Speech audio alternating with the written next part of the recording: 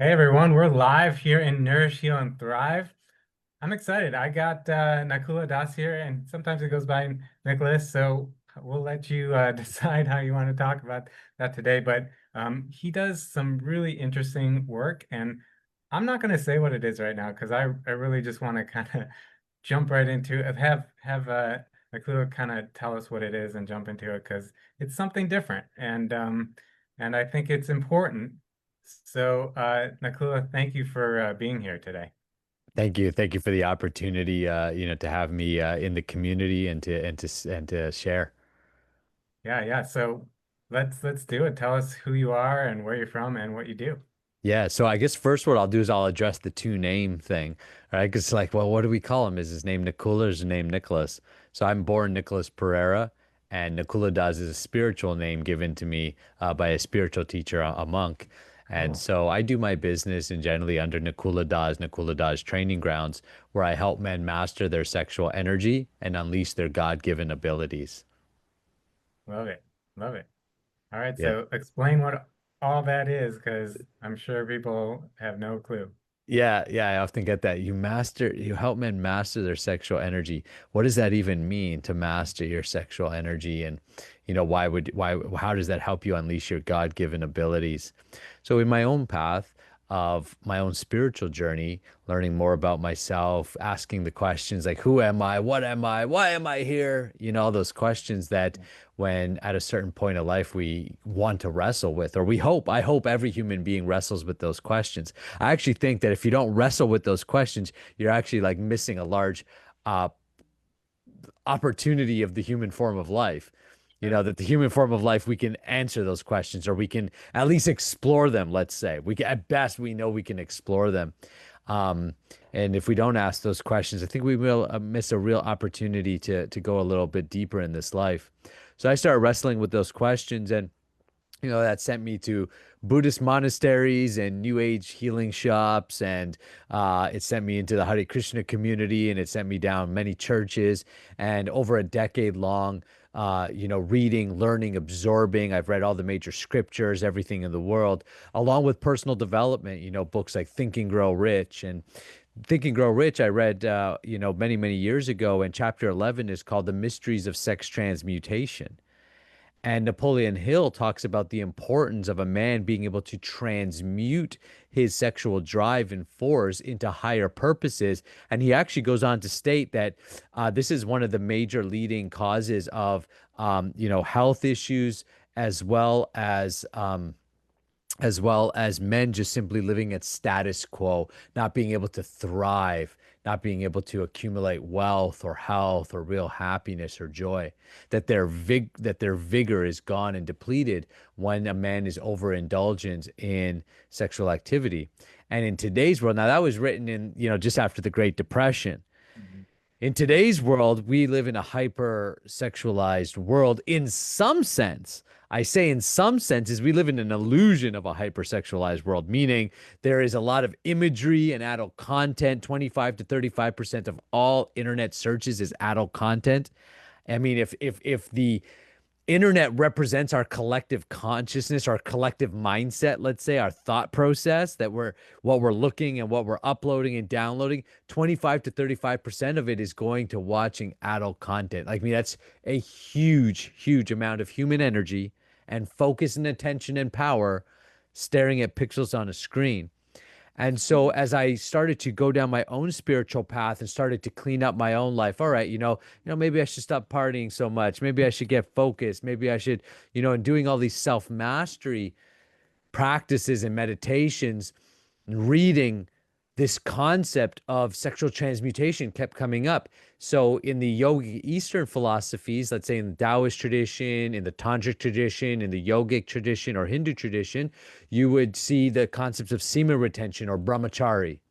Brahmachari means Brahma means the path, and Acharya means like kind of the way, the ultimate. Brahma and Acharya, the way. So the way to the ultimate, to realization of God, spiritual evolution. These monks, these mystics, these yogis, they all practice some forms of celibacy or all right out celibacy.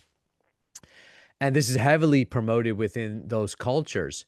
And I know within Christianity, there's like Paul's letters to the Galatians. I believe it's in chapter 5. He distinctly talks about sexual immorality as, and passions of the flesh and how we must conquer these things to truly know Christ. So here you have certain traditions talking about knowing, knowing the way, the Tao, and talking about semen retention or mastery over your sexual energy. Now, I grew up in the Catholic tradition, and that's just like, don't do it. It's sin, but Right. go have lots of babies. It's so confusing, right? And it's confusing because in a hardcore religious setting, you get this real heavy fear-based conversation around sexuality with no little explanation of why, other than it's sin. Don't do it before marriage. And I mean, I'm sitting in grade school in the church, and I'm like, but she's so hot, right? Like what you're telling me and my biology don't match. Right. Here comes this inner conflict. And one thing I realized in my work within myself, and then working literally now, I've had over 3,000 men over the last 4.5 years come to our through our various trainings, programs, and offerings. And I'll tell you, many men feel an inner conflict, especially men who are on a path of consciousness or spiritual growth. The majority of men, they don't have that conflict because they've normalized it but Mm. they've normalized it in ignorance. And that's the greater advocacy work that I'm part of, is just campaigning and educating how much, first of all, adult content has infiltrated our collective consciousness and thought process, the damages of that, the societal or cultural damages of it, and then the hormonal and physical and biological damages, and then open up the conversation to actually a whole new way or a whole new path at looking at sexuality in the modern world. Because what I experienced is two main narratives. You have narrative number one, we'll call it the religious narrative.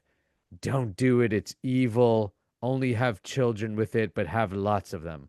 All right. It's like kind of like, nobody talk about it. Nobody talk about it in the church and the temple. Like it's taboo, you know? For my Hindu friends, I'll tell them, I'll say things like, I call it the elephant in the temple, and I'm not talking about Ganesh. Right? Right? Like it's like this taboo, and same in churches, and right. So there's that narrative, which is very suppressive and no real education behind it as far as like a biology. But let's speak about the biology. Let's speak about the psychology. Let's speak about why we have principles like no sex before marriage, or at bare minimum in a committed relationship. Why, spiritual scriptures or wisdom traditions around the world, all of them unanimously, it's probably one of the two things that unite all religions and scriptures is two principles. One, you become what you think about. They all unanimously agree and point towards that singular truth that you become what you think about. And two, lust must be curved and dealt with if you are actually to control your mind at a higher level to shape your destiny. It's exactly what Napoleon Hill was saying in chapter 11 of Think and Grow Rich. Then the other narrative that we hear is the mainstream culture, which is not so much promoted, but it is like, it's not blatantly promoted, but it's promoted just by osmosis being everywhere. Adult content, Hollywood, the over like, like just like everyone's half naked making out on stages, WAP, which is a song called Wet Ass Pussy, by a rapper, won a Grammy a few years ago. Our culture, our mainstream culture is celebrating promiscuity in my opinion, in a delusion of like freedom or empowerment. Um, and so, what I'm doing through both my personal experience and research is let's find the middle path. The Buddha said, "Let's find the middle path." I say, "Yeah, let's find the middle path." Right? The Bhagavad Gita in the Hindu tradition talks about the middle path. A yogi doesn't sleep too much, doesn't sleep too little, doesn't eat too much, doesn't. It's all the middle path, balance, Mm. right? And so, what's the balance? In my opinion, it's actually, I think that the biblical representation is very well balanced for men in married life. Be married. Sex is ultimately for children, but sex is to be enjoyed in marriage. in matrimony, in sacredness, that there is power behind that. And that what makes us different than the cats and the dogs is that we can rise above or transcend these things. There are four basic activities to the human form of life: eating, sleeping, defending or finding comfort, and mating, intercourse. Mm. This is if you have a body, a physical body in this world, you do those four things, or you're inclined to do those four things by nature's pull. So the dogs, the cats, the humans, the birds, we all do those four activities. But what makes the human form of life so beautiful, so special, is that we can arise above those four activities. We can create art and culture and economics, and we can ask the larger questions of life, which is where the conversation started, right? Is like, who am I? What am I? So philosophy is born. And from philosophy, we have culture and education and innovation and technology, all these beautiful things that we do as human beings.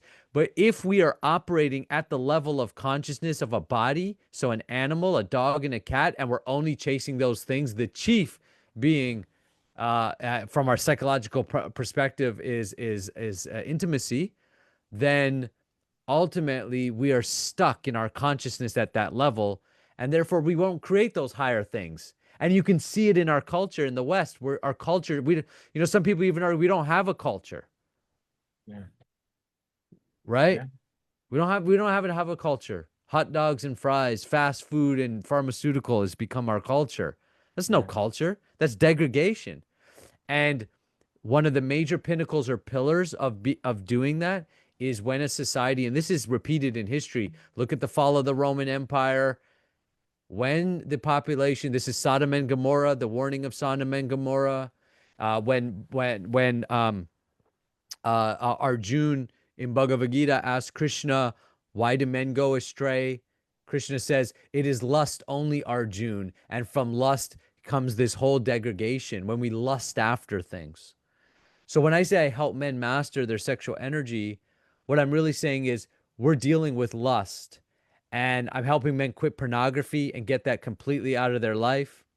And then above and beyond that, we're bringing and modernizing tantric and Taoist practices, and we're repackaging what is age-old wisdom, but for the modern world. So we call it semen retention instead of chastity, right? Because that's like the trendy, like keyword that everybody types in. No FAP, which means no pornography or masturbation, right? We're promoting this and reinventing this or repackaging these age-old principles for the modern world and saying, hey, guys, this is a serious thing. You're losing a lot of vital life force and energy, because when you learn about semen retention, you learn about the power that's actually held within the semen itself. From a biological perspective, you wouldn't want to be wasting this. Then you go to higher spiritual principles of actually transmuting or alchemizing that into, the Sanskrit word is ojas, aura. And our aura is what gives us our magnetism. It gives us mental power and thought. It allows us to focus. It allows us to bring a certain amount of intensity to what we do, which actually allows us to be a penetrative force, to be of greater service, especially when dovetailed for spiritual means. So semen retention at its essence is a spiritual practice, but it has tremendous material benefits, right? You direct that force, that energy into your creative endeavors, into your your business, into your family, whatever the things that are important to you. And that's what I teach men to do, a series of practices to be able to control that energy and channel it into their lifestyle. That is the Wow. longest version answer of what do you do? No, but it's great. There's so much in there, and well, it makes sense to me. But what do you tell people that are married and want to have sex Yeah. often? I'm And married. what about men that are single, Mhm. and they're not with anybody, but maybe they want to masturbate? Yeah, sure. So the first thing I tell anybody who says the first one to me is, yeah, I've been with the same woman 17 years. I'm also married. We have a great sex life. And I say that very openly because people wonder about that and say, well, do you mean not have sex? No. So in these practices of alchemy, we teach non-ejaculatory sex and non-ejaculatory orgasms, we teach men how to actually approach orgasm and sexuality in a whole new way, where sexuality is also engaged in consciousness. So you approach it in a conscious way. You're not just trying to mimic what you saw in the adult films, and you're not just trying to use your partner to just get off, but you're making love with consciousness, with intention, to bond, to connect. So have a great sex life, I say. I'm pro sex. People think, oh, you're anti sex or things. No, that's not. That's the religious perspective. And that's what I'm here to course correct. They say, no, no, it's not anti sex. It's proper use of sex. And what is proper use of sex? One, the actual use of sex is, we have to say, is for babies. That is its functional purpose, right? The functional purpose of sex is procreation. Now, as human beings, we use sex in many other ways. Sometimes we use sex to manipulate, to validate, right? To relieve stress, right? All kinds of ways that we use it. Well, what we're saying is we should use it consciously, and we should recognize some of the power behind it. At bare minimum, for a guy who's married or in a relationship, I say, look, if you actually bare minimum to you only ejaculate through intercourse, that would be the most natural way. And there's actually hormonal benefit to real intercourse, especially in lovemaking, right? So there's hormonal benefit there. So it's not anti-sex or don't do it, but it's give up the porn and give up the masturbation. And if you want to experience energy cultivation, or what we call alchemy, like you want to cultivate that energy and you want to have a lot of drive and energy, then you're going to practice things like non-ejaculatory sex or tantric masturbation for single men. So being able to masturbate but without ejaculate. So I teach this as a progressive step, but then eventually the goal is to be the bare minimum standard that I want to bring all my students to, is at least you only ejaculate during real sex. And then, even go on to experiment with non-ejaculatory sex and orgasms, and watch how it shifts the lovemaking and the bonding process. And then ultimately, less, it's not about no sex as much as about get on purpose. Yeah. It's just, that's the real focus. The real focus isn't, the real focus is use that energy as it was really designed. It has three basic expressions: a physical expression, a creative expression. So that's our business, our, wealth, this type of thing, and an ultimate health expression. And I guess a fourth one would be the spiritual expression of it, which is love. Because if lust is the polar opposite of love, so all we're doing is putting sex back into a loving expression. Even in our language, we used to call it lovemaking and intimacy. Now the modern culture is like, you just bang her and just do this, right? It's like, so even the language, or language dictates, language reveals and simultaneously shapes culture and the world around you. So how we speak about lovemaking is important. How we interact with it is important.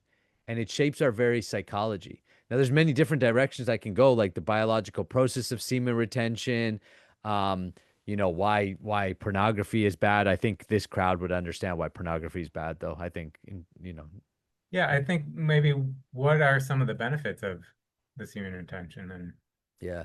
So semen retention. Okay, so according to Ayurveda, semen is 30 days ago, whatever you ate is being created as your semen today, roughly, oh wow. according to Ayurveda, right? When you eat something, it goes through 7 what's called dutas, so layers of refinement that, we know it goes to the stomach. The stomach breaks down all those nutrients and redistributes to the body. And then, so, it'll create, your skin, and then your tissues and your muscle, and then it'll eventually get down to bone marrow. And then out of the bone marrow drops semen. And so according to Ayurveda, it says roughly about 40 to 60 ounces of blood, it creates semen. Semen is concentrated blood or purified blood. And you just think about it very practically, because again, what is the purpose of sex? Sex is for procreation. So what the body's doing is it's essentially storing all of its best nutrients, enzymes, proteins, phosphate, zinc into the semen. And then it is storing that. So when an ejaculation does happen, it mixes in with the sperm to go into the woman to create a baby. So it's giving all the best stuff to the potential of creating the baby. Now, what happens when you practice semen retention is that after roughly about 7 to 10 days, now depends on each guy and their health level, so there's variable factors, but we can say anywhere roughly between 7 to 14 days of retaining, your body kind of wakes up and goes, as a man, and goes, hey, you're not being fruitful and multiplying, right? You haven't ejaculated, which means like your genes can't be spread, right? So what happens is your body kind of wakes up and it actually stimulates your testicles, which stimulates the production of testosterone. So what happens is guys will have a spike of testosterone around that time, and that's where you'll feel guys like online will talk about like, there's like funny memes of them like going like Super Saiyan and just like like they feel all like, oh, I want to conquer the world. What that is that you get that spike of testosterone, which as men is our I want to conquer the world. But conquer the world doesn't mean be harmful in any way, right? That's kind of like a weird twisted like kind of narrative that's sort of emerged in the modern culture. Let's say what testosterone does is it drives a man to be more masculine. It actually drives him to be more driven, to be a better provider, a protector, a producer. It allows him to step into his masculine energy and lead. Leading, again, doesn't mean taking dominance or power position. It means being in his natural element, right? We want to succeed. And if he's an artist, he wants to be a great artist. And if he's a father, he wants to be a great father. And if he's a husband, he wants to be a great husband. It pushes you towards your natural dispositions, your natural greatness. Hence, I say it unleashes your God-given meaning your natural. What did God give you? What did creation give you? Because semen, sexual energy is the creative force. So when you keep the literal creative force of semen within the body and the sperm, that creative force is then redirected internally. As you continue to practice, the body kind of becomes like almost has enough semen where it's like, okay, well, we got enough for the baby. Let's start redistributing that protein and enzymes. And so what it does is it reabsorbs the semen back into the bloodstream and it gets redistributed. So now you have your best proteins, enzymes, and nutrients being recirculated, healing. First of all, vital organs, anywhere the body needs. The body's very intelligent. It's going to send the extra resources to where it needs. And this is where it starts to really get fun. And almost now it starts to begin, referring to some like more like esoteric type knowledge or wisdom or alchemy practice, which is that actually what ends up happening is then the fluid, so the semen, the spinal fluid, and the brain tissues are the same chemical compound. So what happens is the semen then begins to actually move up the spine and begin to heal the spinal fluid. And the spine is super important for our health and overall evolution in consciousness. And then once it reaches the top of the spine, the brain, it begins to nourish and open up our intuition, nourish the brain. Our brain literally will vibrate at a higher level because we're healthy and we're aroused. Meaning, Jordan Peterson, he's a controversial character for a lot of people, but he has a line that I really like that it says, you should be dangerous and learn to control it, right? This is like a famous quote. My version of his quote is, you should be horny and learn to control it, right? Yeah. Because you're turned on. Even these words, I'm hot, I'm turned on. We talk about an animal going into heat. All of this slang points to actual truths of what's happening in the body. What happened is when you have lots of sexual energy, but you're not depleting it, you're actually operating in a different state. You are vibrating at a different frequency. So therefore, you're tapped into more creative power and thoughts. That's why Napoleon Hill says the transmutation of energy is like a gateway into infinite intelligence. You're going to tap into more clear, precise thoughts, and you're going to have the energy to act upon those thoughts, which are really going to manifest. And that's the ultimate of what I'm teaching my students to do. So we have to cultivate that energy through retention.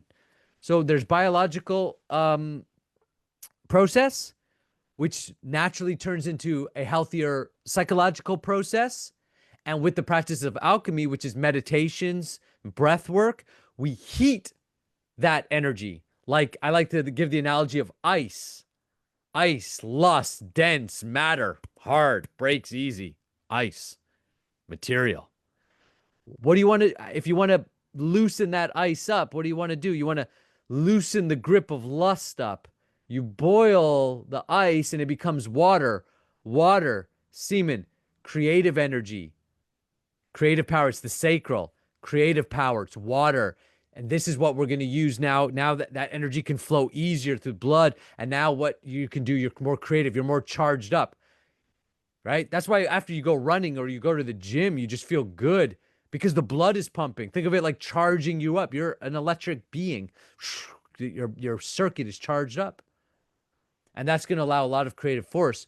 And then the highest, keep boiling that water and you get gas, steam, spiritual, ojas, magnetism, a higher frequency, and that creates magnetism. So now you're magnetic. And when you're magnetic and you focus on something, you'll notice that you can attract it. You can get into the right patterns and frequencies and people, with quite a lot of ease because you're just operating in a whole different state. The challenge that we live in right now is men are constantly depleting themselves. Mm. And because they're constantly depleting themselves, first of all, every time a man ejaculates, his system releases prolactin, and prolactin is a testosterone stifler. Wow. So constant ejaculation means less testosterone. Less testosterone means less drive.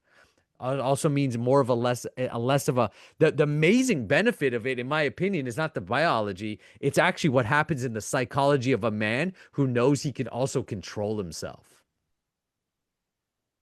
I Yeah, mean, that it's a makes sense. discipline. Because if I can control my lust, I can control my impulses and investments. I can control myself on a sales call. I can control myself to push myself outside of my comfort zone and promote in a bigger way. But I do that through self mastery. And that's what semen retention is at its essence. It's a spiritual or self mastery practice to have ultimate will and focus. Wow. That's amazing stuff. I really appreciate you sharing, Nicholas. This has been really great. I don't want to take too much more of your time. Is there anything that we missed that maybe you want to cover before we sign off? I said there's so many rabbit holes, right? Now, Yeah, obviously, I'm super passionate about it, and I try to give as much information. I know time is always limited, so I try to give as much information. I think the best next thing is if somebody's interested, is well, take my free transmutation guide. Can I leave that in the comments? Is that okay?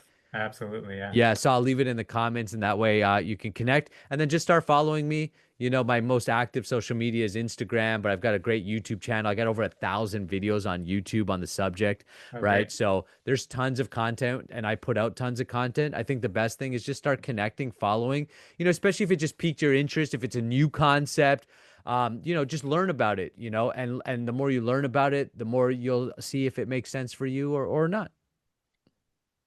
Wow, that's great. So yeah, we're gonna have you put all your links in the comments so people can connect with you. If you're watching and you connect with Nicholas and you resonate with what he's saying, then definitely reach out, check out his YouTube and check out his all the stuff he's gonna post the links to. And if you're a woman and you have a man in your life, I think it's worth sharing this with him, right? Hey, You Because know, you know what? Sorry, I know we're wrapping up, but yeah, women actually tend initially to understand it because a woman can sense when her man is on and when yeah, he's off. They're way more intuitive than we are, right? We're a little bit like right. dull instruments. So women should understand this as well and understand their own sexual energy and how it can be used in a conscious way. Yeah, do you ever help any women? I don't officially work with women, but just by osmosis, like a lot of women do connect with my work and follow and they Yeah, learn.